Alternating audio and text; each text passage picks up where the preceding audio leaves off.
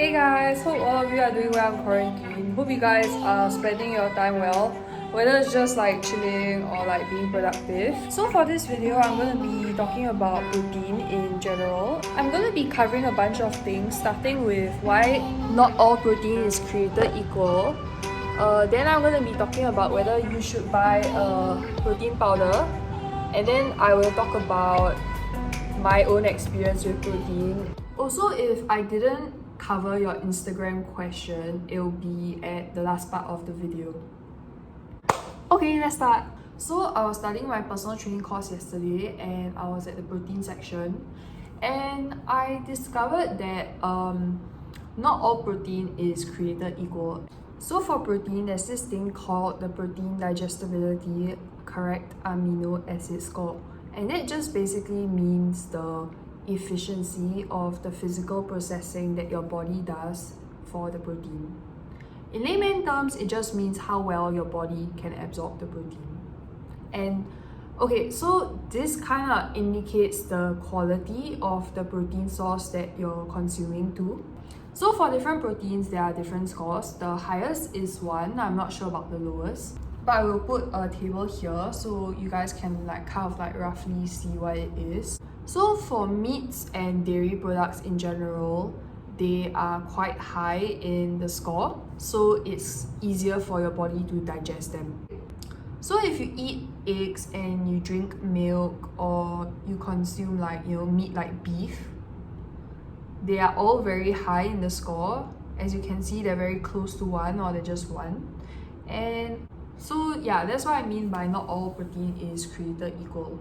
If you're working out and you kind of want like a quick source of protein, you should get ones that are higher in this amino acid score, and because your body will absorb it quicker. Okay, so now that I just talked about the protein digestibility amino acid score, god, that's like a mouthful. But anyways, I'm going to be talking about whether you need to buy protein powder, because whey protein, like I said just now, has a score of 1, which is the highest in how your body can easily absorb your protein, right? When you buy protein powder, usually whey protein is used inside. So I'm going to be talking about if you need to buy protein powder according to your goals. Okay, so obviously everyone has different goals, right? And the amount of protein for different goals obviously varies. So I'm going to be talking about 2 goals here. So I'm going to be talking about the first one first. If you want to lose weight, should you buy protein powder? It is definitely not necessary. So when you want to lose weight, the whole focus is on the calorie deficit. It's not mainly on the kind of macros and the amount of macros you get. Of course, that's important too, but the whole focus should be on your calorie intake and your calorie output, and eventually leading to the calorie deficit. I speak about it in full length on my how to lose weight video, so you should go check that out if you're not very clear on it yet. So as I was saying, macros are not the main focus if you want to lose weight. Sure, protein is important, but the whole idea is your calorie deficit. So if your macros and thereby your protein is not the focus, then obviously you shouldn't go out of your way and buy whey protein / protein powder, because you can find protein in normal foods. Okay, so I'm not sure if some of you may have heard, but I think there's this myth going around saying that a high protein diet will lead to weight loss, and that's untrue.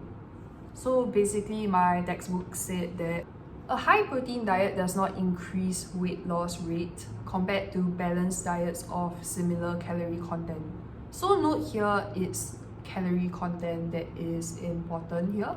Like I said, the focus is on the calorie deficit and not really on the macros. Most early weight loss associated with high protein diets comes from losses in cellular water. Though some protein diets have demonstrated fat loss, most weight reduction is attributed to caloric control and a reduction in sugar and processed carbohydrates. So basically, the focus is on calories.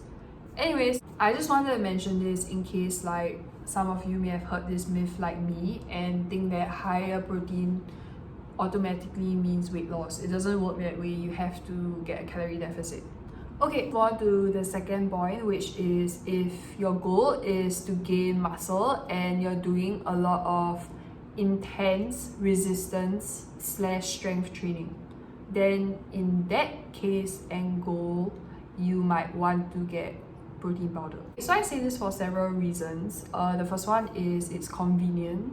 If you're working out and you just need like a quick protein fix after your workout, you can just put together a shake real easy, just like some milk or water with like protein powder, and you just shake it and tada, like there's a protein fix. The second is the digestibility of whey protein. The chances are if you're going to buy protein powder, it's going to be a high protein digestibility correct amino acid score, so it will be quickly absorbed into your body and your body will use that protein easily to it'll be quickly absorbed into your body, and it can start repairing your muscle fibers faster and at a more efficient rate. And the third one is when the second one happens, you will feel less sore the next day because your body is working at repairing like all the broken muscle fibers.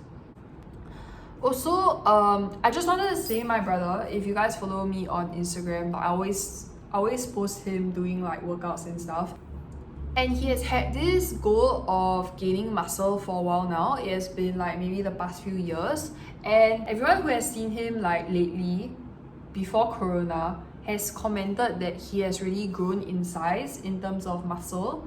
And yeah, he has been really successful in that. And he told me he actually sees more progress when he takes protein powder. And yeah, I think it really contributes to like him growing his muscle. So if you are trying to build your size and gain muscle, then I would highly recommend you to buy protein powder. Okay, so now I'm done talking about how all protein is not equal, and I'm done talking about whether you should buy protein powder to meet your own goals. Now I'm going to be talking about my own personal experience with protein powder and shakes in general. So for me right now, my goal is to build my glutes and basically gain lean mass around that area. And that means I need to take more protein than my normal requirements. So my normal requirements is about 100 grams of protein, and right now my goal is to gain muscle, right? So it's hovering around like 130 grams. Obviously, I don't get there every day. I think it's very difficult to meet such a high requirement of protein. But for me, I'm very relaxed on my own diet. I don't calculate everything. I don't go out of my way to meet my requirements. Yeah, I do take protein here and there. I don't take it every day, definitely not. But when I reach the evening and I can't really know what I had for breakfast and what I had for lunch, then I'll think, oh, I didn't have a lot of protein today. All I've had are carbs. Because I have been eating a lot of pastries for my breakfast and my brunch. So yeah, there's not a lot of protein there if you're eating pastry, like a panna chocolate. Yeah, so in the evening I'll think, oh shit, did not have any protein today. Then that's when I know I will need to have a protein shake, and I will plan it around my workout just so that it's more efficient for my body to kind of repair itself. Okay guys, so I'm done with all I wanted to talk about. So Debbie asked, can you use protein bars as snacks? Will you gain weight? Okay, so there are a lot of different types of protein bars, and okay, so I'm just going to give a very general answer and then I'll go to the details. Basically the short answer is that protein bars are not very good for you. It shouldn't be your first choice in getting protein into your body, especially if your goal is to maintain or lose weight, because most protein bars are really bad for you. If you look at the nutrition content, there's a lot of chemicals and there's a lot of fructose, a lot of syrups, which is really bad for you. And I would say that protein bars in general are very calorie dense. Obviously, not all protein bars are like that, but you have to go and search for it. And from my experience, protein bars that have a healthy ingredient list and they're quite low in calories, but they're still getting the job done, they often taste like shit. But yeah. Hey guys, I'm done with the video. I hope you guys enjoyed it. I did my research before doing this video, so I'll put all the credits below. Okay, if you guys like this video, please give it a thumbs up and subscribe to me.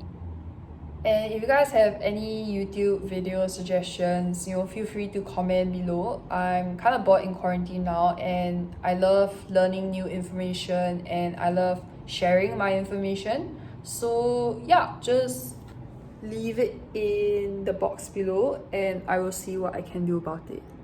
Okay, see you guys.